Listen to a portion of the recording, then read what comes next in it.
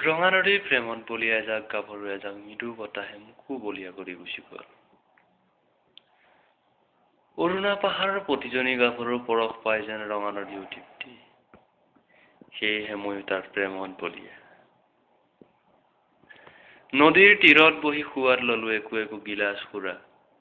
তাৰ ছাঁতেই দেখা পালো ৰং বিমালতীৰ মৰম চেনেহেৰে ভৰা সহজ সৰল অন্তৰ। সিহঁত পাহাৰী হলেও ভৈয়ামক সদায় ভাল পাই আহিছে। তাৰ সাক্ষী হিচাপে আছে মই ভাল পোৱা ৰঙা নদী। আজি নদীখনে গাভৰু হব হৈছে। সিপাৰৰ এজাক গছে পাত সলাইছে। সিয়ে এই বাৰিষাতে গৰা খহাই নিব পৰাকৈ নাচিব হৈছে।